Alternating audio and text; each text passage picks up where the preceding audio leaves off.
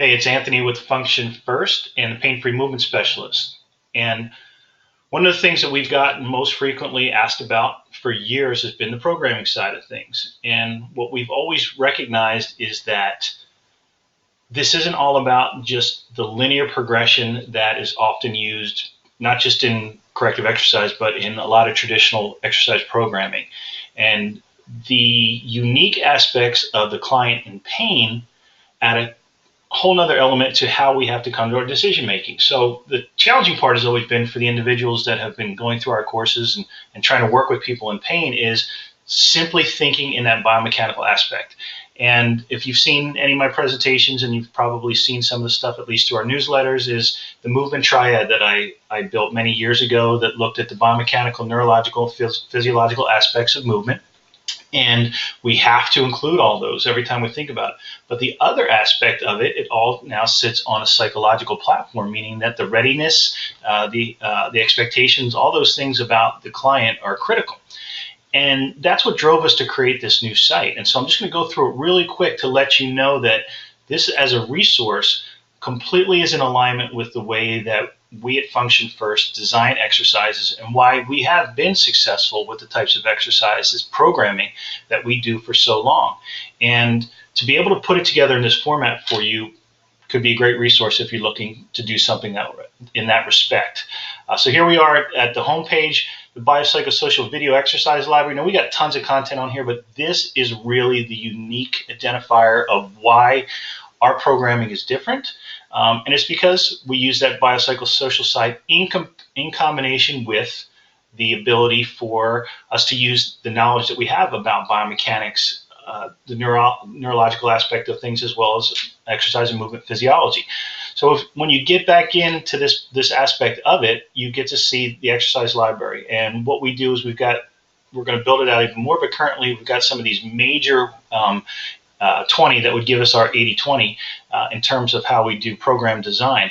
And what you can see is from alignment stuff, hip stuff, mobility, all that. So let's just say I clicked on, we need to work on lumbar stability as one of the aspects in our 80-20 that we're doing with clients. Now, as the 80-20 pops up, what you'll see is our levels here, A, B, C, D, and each of these levels of exercises are just categories of exercises based on the relationship to gravity, points of contact for stability, the amount of movement that's involved, all the different things that we've laid out before. So we have our level A, B, C, and D exercises here. And with each level, there's multiple choices. So in terms of our subroutines and the way that we've built things, in the programming aspect of it, your level A exercises are going to typically be in your subroutine 1, and you might even have some of your level B in subroutine 1. And then as we're ascending the program, that's when we start to look a little bit more at the level C's and D's exercises and exercises that start to unify things together, start to ascend the program as we move up the food chain, as I describe it, with exercise, with the demand of the exercise, and the demand being in all aspects of that. So if we dive in a little bit deeper behind here, I'm going to jump to a level B exercises. And if we wanted to increase lumbar stabilization, what you're going to get is not only a highly professional demonstration of visual that can be played out, and each will also have a voiceover, but here's kind of, again, the differentiator down here. We have the biomechanical outcomes, things that I've done with my videos in the past that you might have seen in the corrective exercise for powerful change stuff. So we still have those biomechanical outcomes, sort of the things that we're looking to do on a very technical basis and sometimes at a local level. And then again, we get the neurological and physiological aspects of things. But the psychosocial outcome things are really points of differentiation, right? There could be, imagine we had 5, 6 people that all needed the same particular exercise. For various reasons, doesn't matter, but we wanted to give these 5 people this same exercise. And if biomechanically, neurologically, physiologically, it all matched up with what they need, but in terms of the biopsychosocial response that we were going to get for them, or based on their readiness, or based on their expectations, could completely change who does and who does not get that exercise.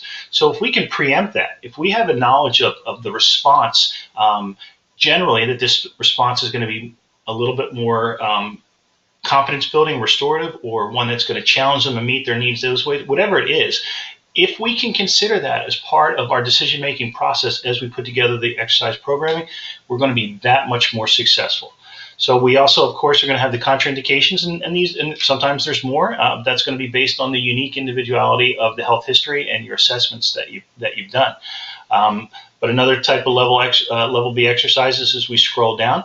But again, what we're going to have here, so let's say that your clients successfully move through those level B exercises. So in your mind, of course, as you're thinking is, what are my C's and what are my D's? And perhaps this is something you're considering as you put it to paper before you even have the client execute it.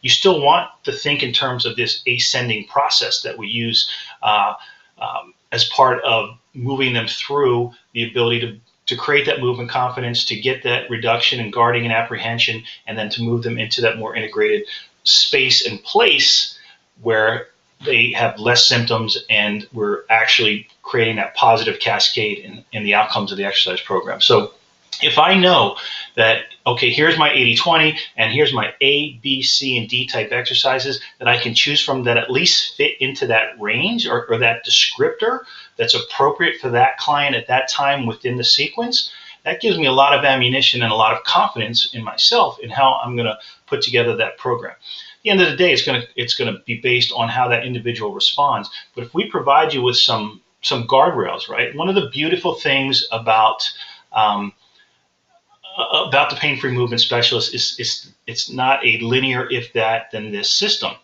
One of the most challenging things about the pain-free movement specialist is that it's not a linear if that then this kind of system. So there's a degree of autonomy in there, but with the process like this, we provide guardrails, and ultimately when you learn how to fish, you become much more successful at your ability to interact with unique challenges that every client will bring to us regularly.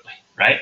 So I thank you for your time. Hopefully this wasn't too long. Also, I hope it offered a little bit of insight into those of you that may have not explored a little bit or taken the 24-hour pass. Please do so. I think you're going to see some significant value in it around this population, and what Kevin and I have done to really put together a process for you that, again, is more about guardrails than a specific system, so to speak. So thanks again. Hope you're all staying safe and well.